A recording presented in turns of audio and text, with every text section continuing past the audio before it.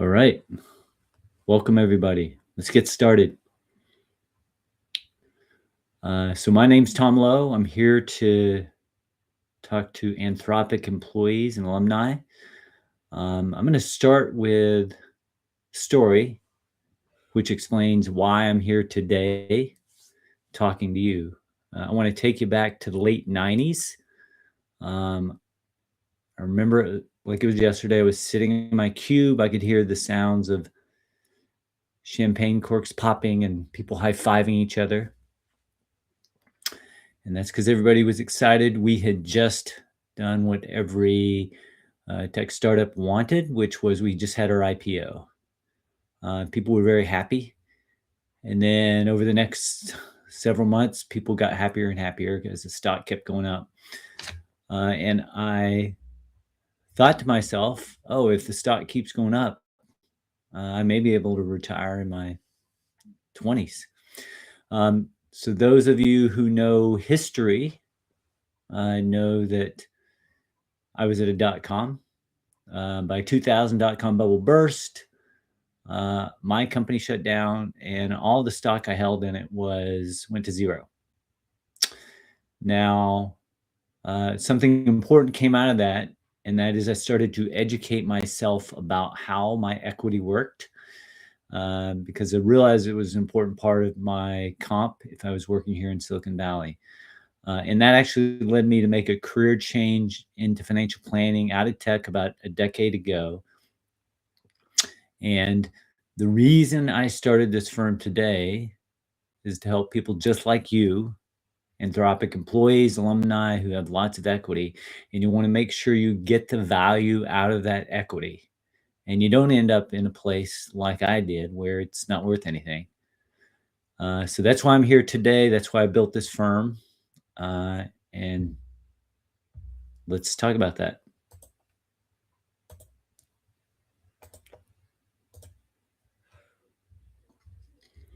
Okay, so welcome Anthropic employees, alumni. We're going to talk about the 3 steps you must take before your IPO. This presentation is for educational purposes. You should always talk to your own professional. So I gave you a little background on why I do this. And I'm going to take you through the 3 steps that I think you should take before your IPO. Step 1 is determine before your IPO if you should sell your Anthropic equity. Step 2 is decide before your IPO how much of it you should sell. And step 3 is how do you minimize taxes before your IPO on that equity when you sell it. And then we'll talk about next steps. And we'll have any live Q&A. So if you have any questions as we go through here, feel free to drop those into the chat. This should take us about 25 minutes or so. And then that will give us a few minutes for any questions. And before I go any further, let me just do a quick check-in here. And I'm going to call somebody by name. But Janet, can you hear me and see my video okay? If you can, that would be helpful. I just want to make sure you're hearing and seeing me okay. If you can just drop in the chat, that'd be great. Okay. Okay, thank you, Janet. Okay, so let's get started here.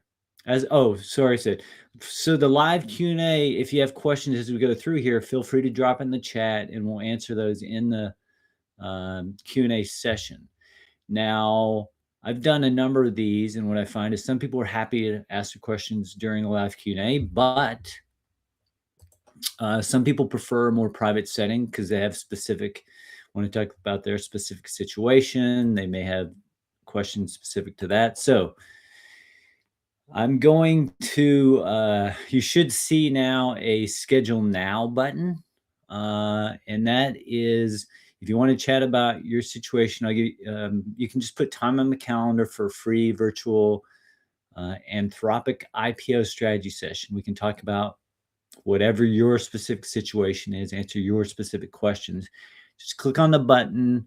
You'll see a link to my calendar. You'll see my calendar. Just put time on there. We can chat, and I'm happy to do that in case you don't want to ask it during the live Q&A. Okay, let's get started here. So again, I only work with tech people with equity, just like you guys. I worked in tech about 20 years before making a career change into financial planning. And like I said, I'm here to help people just like you, tech people who have a lot of equity and want to make sure they get the value out of it. So step one is determine before your IPO if you should sell your Anthropic equity. Okay. So first thing I should say is congratulations, because most employees at most startups don't get to this point. So you should feel good about that. And there's a big opportunity here that can really help you reach all your goals much faster than you would if you were an employee at any company really in history. So you want to make sure that you take advantage of it if you can. So first, I talk to all my clients about this concept of concentrated stock. That's just holding too much of a single company's stock. And my general guideline is more than 20% of your investable assets. Just means there's a ton more risk, ton more volatility than you have with a typical portfolio. So what really captures the risk is this is a stock chart for Silicon Valley Bank. So people who live here in the Bay Area may have heard of this. Company went public late 80s. Stock kept going up and up and up. Got up to about $700 a share. And then within a few months, the bank failed. Okay, stock went to zero. And I read there are employees who got up to 50% of their compensation in stock. There are people who had most of or all of their retirement in company stock. And so when the bank failed, that went to zero, which means they lost all of most of their retirement savings and or net worth because of something that happened beyond their control. And that's the real risk of being too concentrated. Okay. So first question is, how do you figure out if you should sell Anthropic equity if you are too concentrated? So I'm going to walk you through high-level steps, simple example, and you can calculate it yourself right now. So step one is really calculate the total value of your vested Anthropic equity. Just multiply the number of vested shares by whatever the current valuation is. Okay. Step two is calculate the total value of your investable assets. So that would be everything. Significant savings, investments, retirement, 401k accounts. You take that value, add it to your vested equity. That's your total investable assets. And step three is just divide the total value of your vested Anthropic by total value of your investable assets. You get a percentage of concentration. And then if the concentration is more than 20%, you're highly concentrated, and you should seriously think about reducing your concentration because it's making up a lot of your Anthropic is making up a lot of your net worth. So quick example, let's say you have 6,000 vested Anthropic shares. It's valued $100 a share. This is all theoretical. You have $600,000 worth of Anthropic. You add up everything else, savings, investments, 401ks. It's about $400,000 total. You add your 600 of Anthropic plus 400, that gives you $1 million total investable assets. You divide your 600,000 Anthropic by your $1 million total, you're 60% concentrated in Anthropic. And you're more than 20%, so you're highly concentrated. Now, one thing to be aware of is it's very common for clients to come in with lots of concentration. So it's common for clients to come to me who have 50%, 70%, 90%, 95% concentration because they've been in a place like Anthropic that has done well. But just because it's common doesn't mean that's the best thing in the world. So if you are highly concentrated, then you ought to think about um, reducing that concentration. Okay, so step 2 is decide before your IPO how much of your Anthropic equity you should sell. Okay, so here's a framework. Well, first of all, the first question I get is when can you actually sell your Anthropic equity? Okay, after the IPO. So based on the info, publicly available info as of today, we don't know. Okay, Anthropic's filed confidentially the SEC. They'll come out with a final S1 SEC filing typically a few weeks before, and that will have the final terms, including when you can sell. Okay, so what happens with an IPO is you have a lockup period, and that's when employees, insiders can't sell the stock during that time because they want to make sure employees don't sell a lot of shares and push the price down. Okay, so there is typically some type of lockup period. Traditional IPO, so my best guess at this point, you probably have traditional IPO or traditional IPO with early releases. So traditional IPO, they have the IPO, and then typically you can sell 100% of your stock after 180 days after the IPO date. Can't sell any until then, so you're locked up for 6 months, typically. Now, more recently, SpaceX is an example. There's been traditional IPOs with early releases, and that means employees can sell a certain percentage during the lockup period, and then the remaining shares after the typical lockup ends. So this, for example, just an example, the way early releases work is they can say, oh, employees can sell up to 20% of your vested holdings in the first 2 weeks after the IPO. And then they can sell the rest after the IPO, after 180 days ends. That's just an example. SpaceX, for example, is doing this staggered lockup. After the first 30, 60 days, they can sell 20%. Every 20 days or so, they can sell 7%. But the final details will be in the SEC. My guess is it'll probably be either traditional IPO or traditional IPO with early releases, but we won't know till the final terms are out. So that's when you can sell it. Now, you can have an understanding when you can sell it, but you also, here's a framework for thinking about how much should you sell. Okay, I walk clients through this. It's a way to think about this. Keeps it simple. So first step is, as soon as you can sell, sell immediately to cover any valid near-term cash needs. Okay, first example would be taxes on your equity. So when you vest your equity, it's when the IPO happens, it is likely and possible you're going to owe taxes. So first thing is sell enough so that you can pay your taxes that are going to be due when tax time comes around. So you have the cash and you don't have to worry if the stock is up or down to pay those taxes. And then other examples are, let's say, down payment. You know, you want to buy a house in the next year. You want a down payment. Go ahead and sell so you have cash so that when you're ready to buy the house, you can buy your house, versus if the stock happens to drop a lot, you have to sell a lot more stock to get that down payment, or you can't buy your house. So that's the first step. Sell immediately, valid near-term cash. Second step is decide if you want to keep some percent of your Anthropic equity. So most of my clients, they believe in the long-term future of the company, so they want to have some stake in it. So figure out what you want to hold. I'd recommend, maybe 10% of your investable assets, but you need to figure out what you're comfortable with. It could be 20%, could be 30%.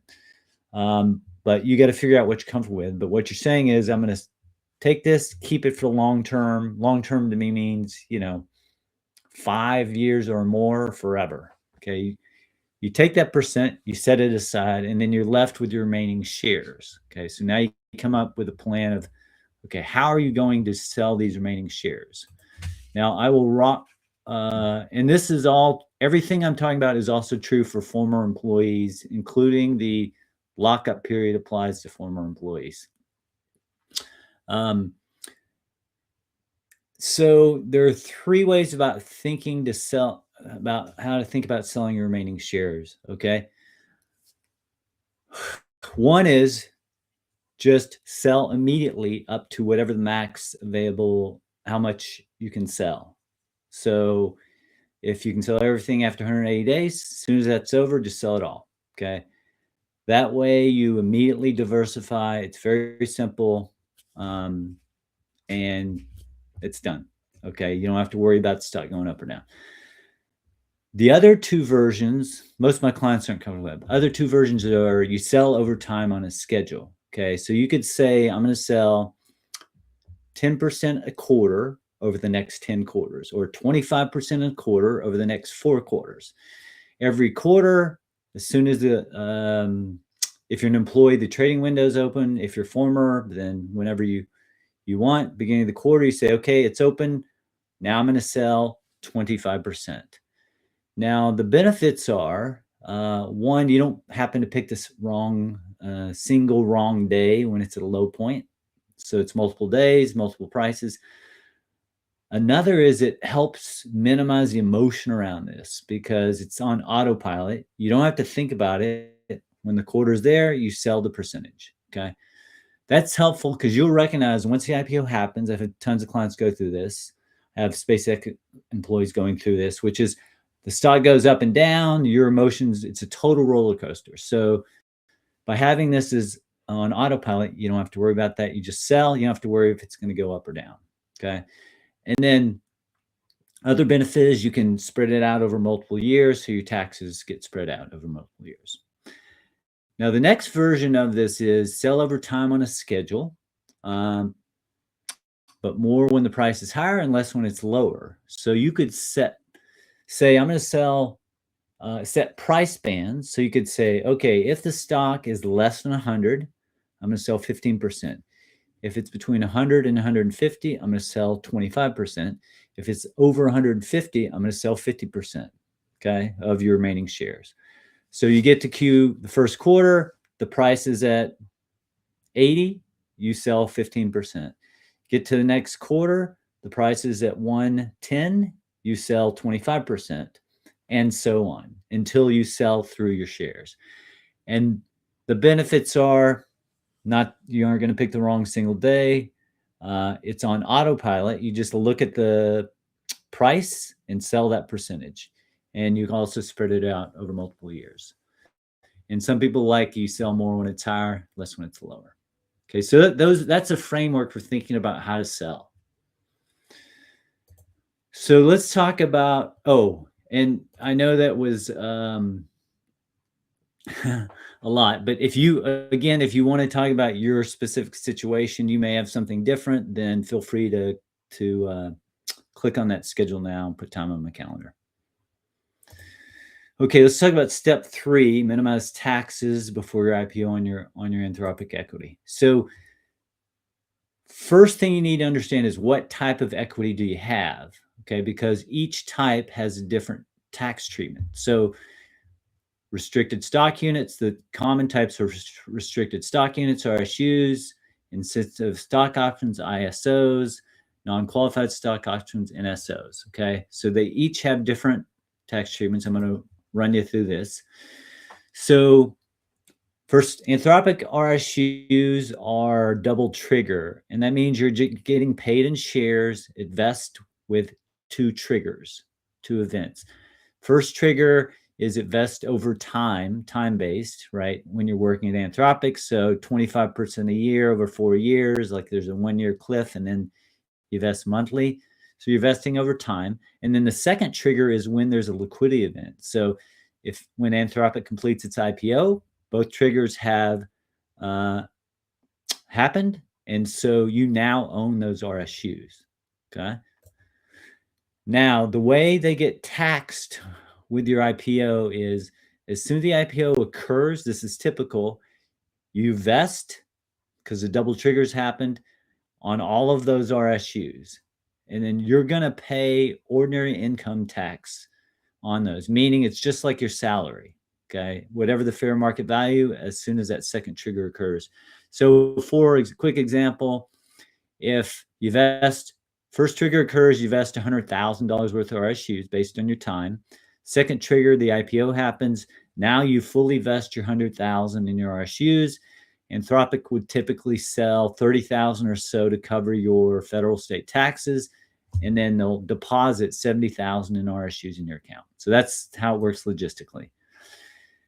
Now, the way to minimize taxes with these, the tax treatment, again, you pay ordinary income tax on that fair market value when you vest. The double trigger happens. Now, something to be aware of, you may owe taxes on shares that you vested that you can't sell. Let's say the lockup period's 180 days. You vest in, let's say, December, IPO happens in December.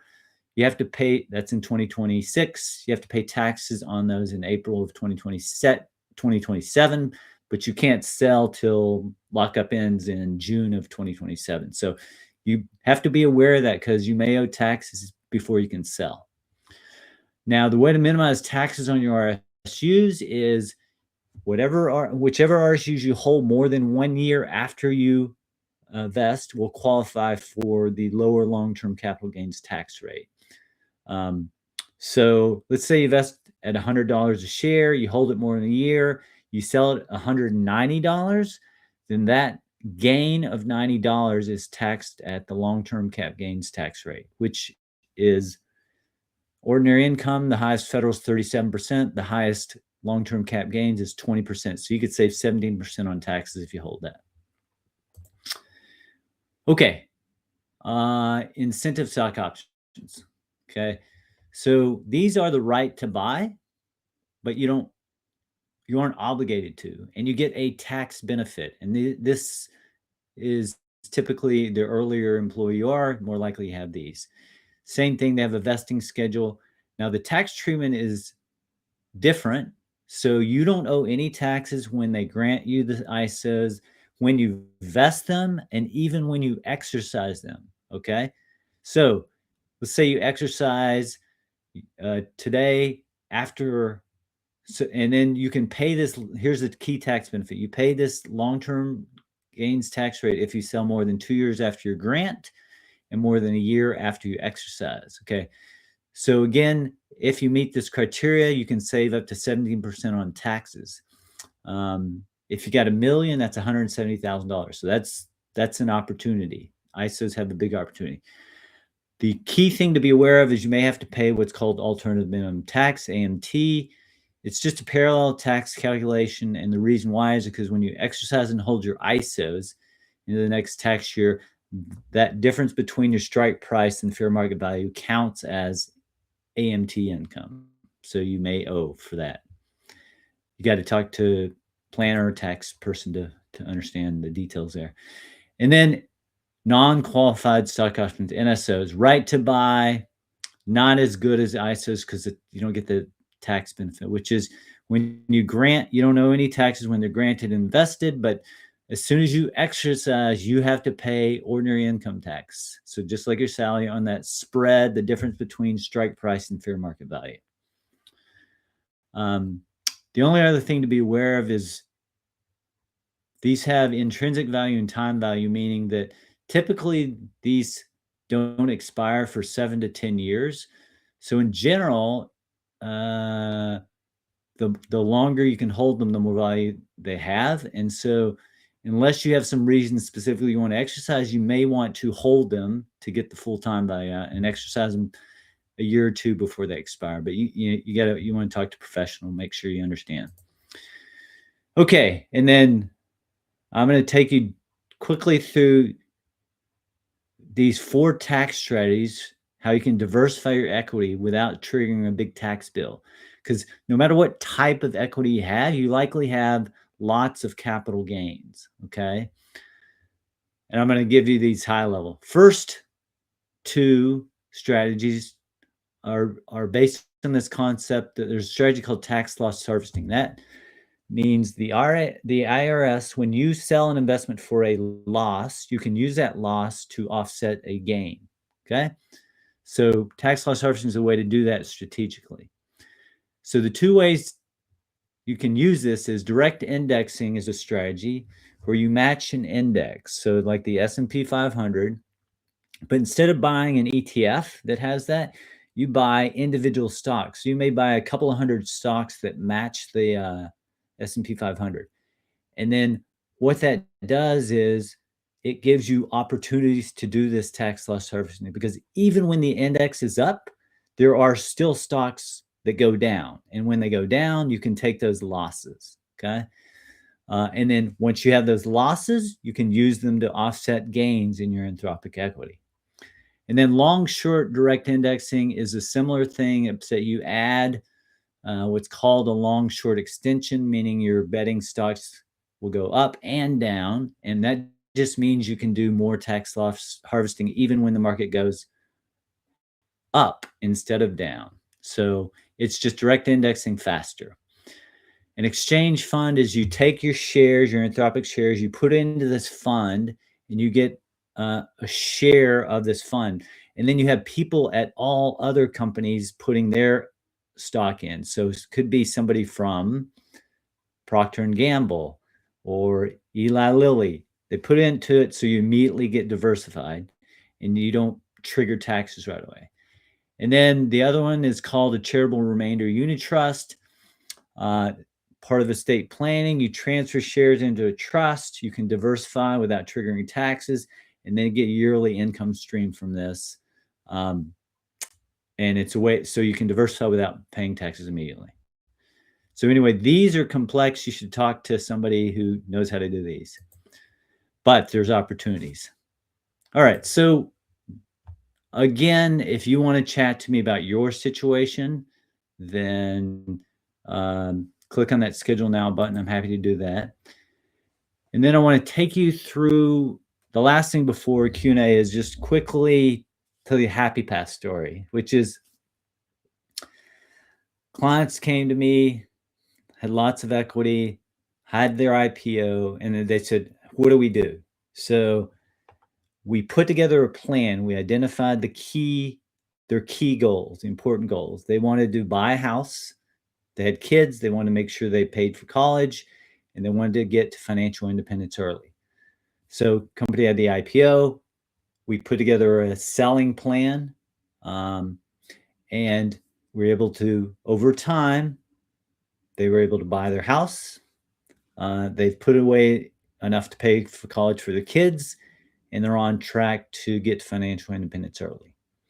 And that is the happy path. That is the opportunity you have as an Anthropic employee, which is to be able to reach your goals faster than almost anybody in history, as long as you make the most of your equity. All right. So we have about 1 minute left here. Sorry, went a little long. Are there any questions, any other questions here that anyone has? You can drop anything into the chat. And Janet, just to make sure, the what about former employees? Yep. Thanks for joining, Janet. Yeah. Everything I talked about here does apply to former employees. Okay. Let's take just a bit here, see if anyone has any other questions. Okay. Not hearing anything, seeing anything. So if you have questions, feel free to put time on the calendar. Happy to answer those, or you can email me. So everyone who's registered for this will get a link to a recording by end of day today.